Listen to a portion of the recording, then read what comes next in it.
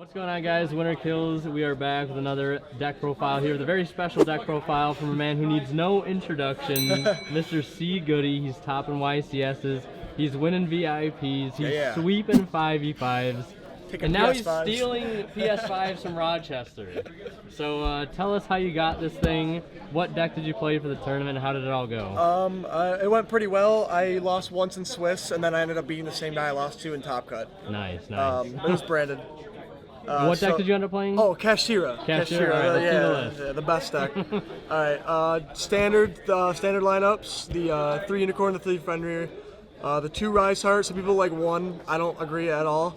1 Scareclaw Cash and 1 Ogre. That's like the, like the monster lineup. I sometimes, there are scenarios where you banish off desires and it's really annoying. This is like the only thing that really hurts if you banish off desires. So sometimes playing the tier cache does come to mind, but I don't think I will. It was perfect. It's just something to think about. And then I'm just gonna do all engine stuff. So 3 Field Spell, 3 Birth, 3 Theosis, all standard stuff, and then the Terraforming. Yep. And then I play kind of the thing that bridges the engine and the non-engine, the double. I'm still on the double. I still think it's correct. Even though I got a little unlucky today in the finals, and I drew desires, and it was desires, prosperity, and then I desired into another desires, and I was like, God damn! But it happens sometimes. But I've loved it. I don't know if it's what is correct or not, but. For me, it's been working really, really well, the 2 and 2. I don't think I can get myself to play the 3 Prosperity and 2 Desires. It's a lot. Because then I was drawing hands with, I think I said in my last profile, I was drawing hands with, 1 of each all the time, or 2 of it. It's just way too much. Yeah. So I kind of just cut it to 1, and it's a big thing for me. And then Big Bang. I don't play the other one. It's a brick still. And this is follow-up. If you play correctly, this is follow-up anyway, so you don't need it. And I don't want to add more bricks to the deck.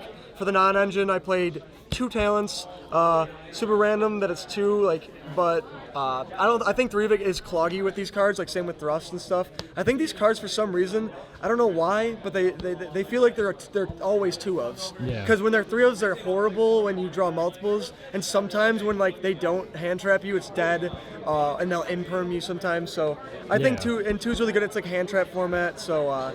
Drolls everywhere, and I allow 18 hand traps in the other deck, the combo deck now. Mm-hmm. So I think playing Talents is solid. And it also gave me coverage in the mirror still, because you had to cut the books now.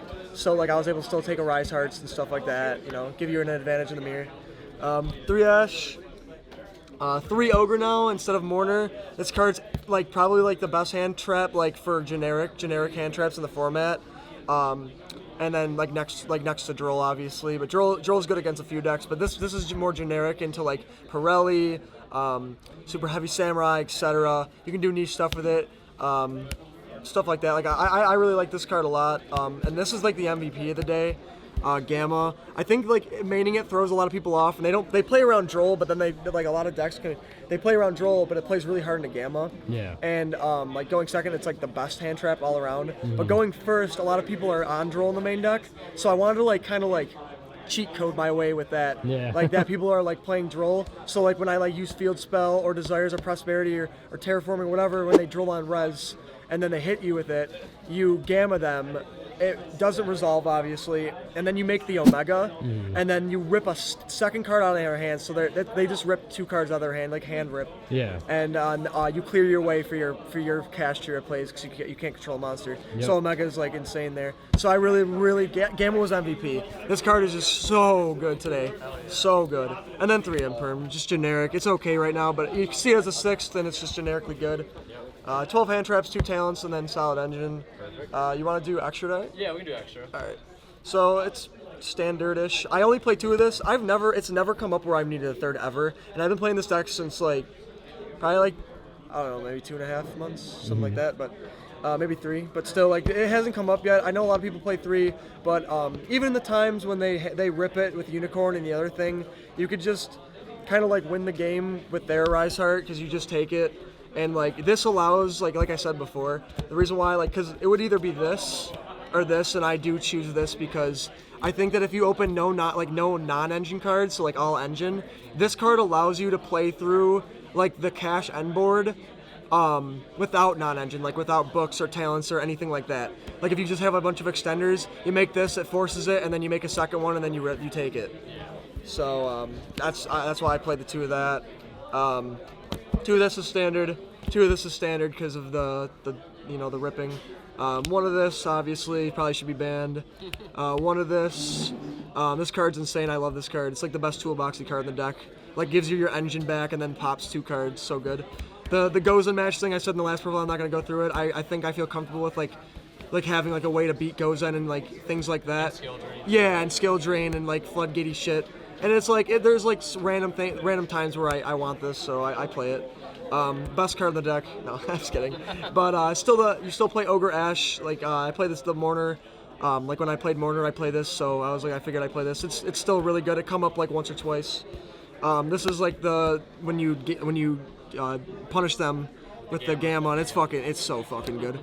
It's like it's literally when that happens, you can't lose. Like it's not possible. Yeah, it's pretty damn good. Yeah, and then I play the actually I cut Goliath for this. Okay.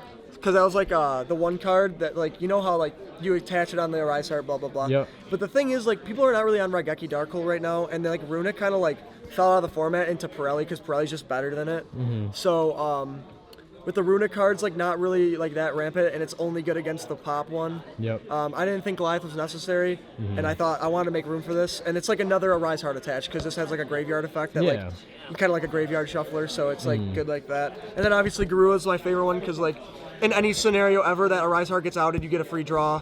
So it's the best one out of all of them. And then I play the Donner for like the random like wacky situations that I came up once today.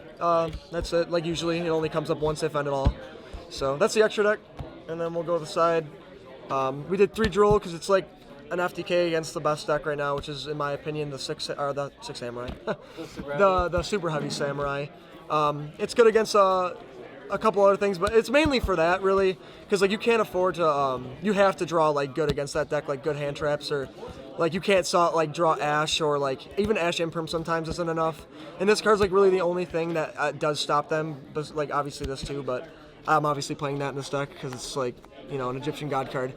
But yeah, that's why I play Droll. I've never loved this card, I still don't love this card, but it is necessary right now. I do not side in against Pirelli. I think it's horrible because they all just draw phase everything. Shout outs to my boy behind the camera. I drove an hour to pick him up, but it was well worth it because when it resolved, I just won instantly. It was like the special tech. I might as well just reveal it now. This will be like the most I talk for this one. So I was like thinking of things that will allow me to, because you have to cut the books this format, right? And the books were like the best thing in the mirror match. So I was like, shit, like I don't have like a good great cards besides talents for the mirror, and like a couple hand traps or whatever. So I wanted something that gave me coverage against that, and then like I also had nothing that was like obviously Shifter's really good against Pirelli, and like Ogre's okay against it. Like there's some okay cards, like Shifter's the god card, like I said, you can't really talk about that. But I needed something that allowed me to like have like an advantage on those decks, and like especially playing pots and stuff, it ups your chances of seeing it. So this card's insane. You can either, regardless of if they end on the full combo board with like both or the one of, this still cooks it, because if they only end on one, you just draw phase it and they can't chain the trap. And then all you do is if they do have to, you have to eat the imperm guy and play around them or play through them, and then whenever they use the trap, like I usually on the plump, whenever they use the trap, you just chain this and then you just kill them. They're getting cooked. Nice. Because they don't summon the Noir guy and their trap loses its target. So card is insane, and then it's good against a Rise Heart because the materials are all going to get banished because it's a Rise Hearts on the field when it detaches them, and then it's just going to bounce them. Nothing's coming back. Nice. So that's why I really like that. And then 2 Cosmic for still Fountain decks and like random like Labyrinth and all that stuff made me feel comfortable, and then the Harpies. So that was like my back row type stuff. Utility cards. I still side this thing going first against the mirror. Because like hitting the field spell is like better, and like births and stuff is really good. So it's just like a part of that siding pattern. And then I played, obviously this card's insane, I'm not going to talk about that.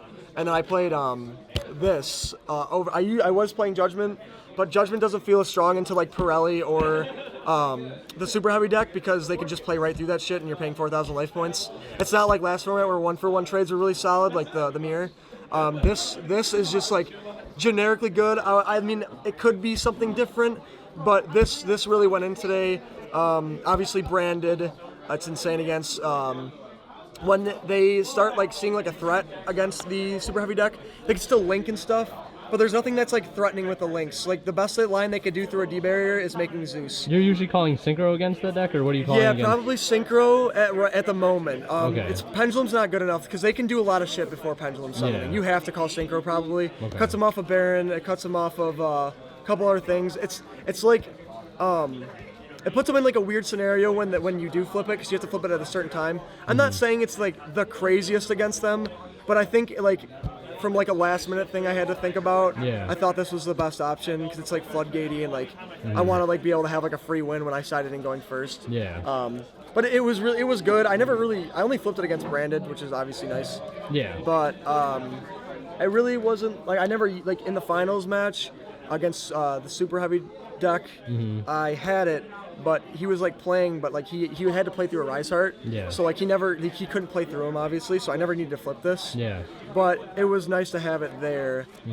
Just knowing that the best thing that they could do through it is the Zeus line, and they search the Therion guy. Yeah. But your engine should be able to maybe deal with that, and the D barrier. There's more thought into it, but it was good. It was good. But all around, good tournament, well ran. Shout outs to Angelo that hosts these tournaments. He's just the GOAT. I love that dude. Yep. Shout outs like to Rochester and everyone. Everyone's really nice and welcoming and stuff.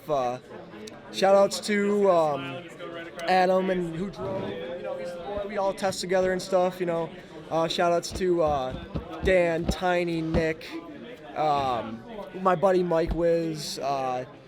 Whoever I missed, I'm sorry, but you know who you are if I did. Hell but yeah. it was a great tournament, and that's it. All right, well, thank you for the profile, man. Congrats. Enjoy the new PlayStation. And yeah, we'll see you guys in the next one. Told you we stealing this, Rochester. We stay stealing it. And last but not least, a big thank you goes to our current Divine level channel members who are Misfit 88 Cyber, Cadillacs 84, Pony Stark, and Green. Thank you guys so much as always for your very kind and very generous support of the channel.